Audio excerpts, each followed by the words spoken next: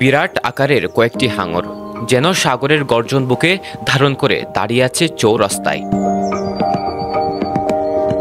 দিনের আলোয় ভেসে আসে দুর্গন্ধ, আর রাতের অন্ধকারে সেখানে বসে মাদকের আড্ডা। তবু দিনে রাতে পর্যটক আর স্থানীয়দের পদচারণায় মুখর থাকে মোড়ের আশপাশ।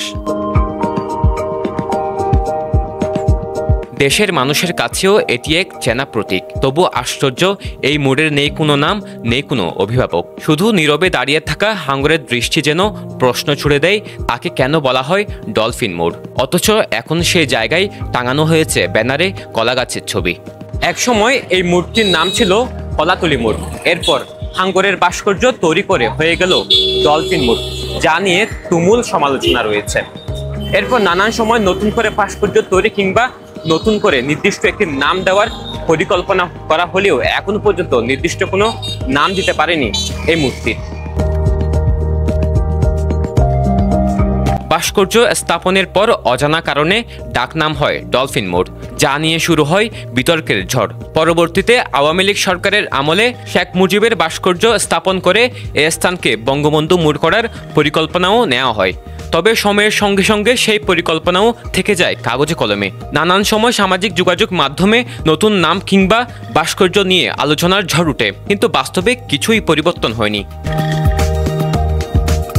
এখন এই মোড়টি স্থানীয়দের কাছে কলাতলি মোড়, পর্যটকদের কাছে ডলফিন মোড় বা হাঙরের মোড় নামে পরিচিত।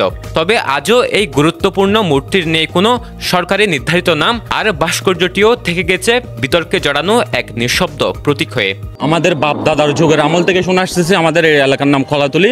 আমরা ধরেন বাসার থেকে বের হওয়া গন্তব্যস্থল যদি জিজ্ঞেস করে কেউ কোথায় যাচ্ছেন, আমরা বলি কলাতলি মোড়ে যাচ্ছি।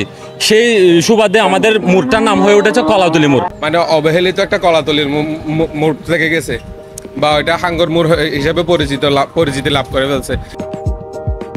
ইতিহাস ঐতিহ্য ধরে রাখতে কলাতলির স্থানীয় বাসিন্দারা এখন দাবি তুলছে মূর্তি কলাতলি মোড় নামে নামকরণ করার। এছাড়া নামের সাথে মিল রেখে ভাস্কর্য তৈরিরও দাবি জানান তারা। এটা যেহেতু একদম পর্যটনের মেইন পয়েন্ট, এটা আমার দাবি থাকবে ডিসি মহোদয় এবং যারা কক্সবাজার নিয়ে সুন্দর চিন্তা ভাবনা করেন, এটা একটা দৃষ্টিনন্দন একটা যদি ভাস্কর্য হয়, ঐতিহ্যগত যদি ভাস্কর্য হয়, তাহলে সেটা আমার মনে হয় সুন্দর হবে। মোড় হিসেবে চিনা হচ্ছে আমরা ডলফিন কলাতলি মোড়।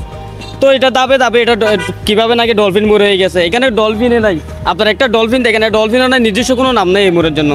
তাই আমরা চাই হচ্ছে কি, আমরা যেহেতু ঐতিহ্য এটা কলাতলি মোড়, তখন ছোটো থেকে দেখে আসছি আমাদের বাপদাদার থেকে এটা কলাতলি মোড় ছিল।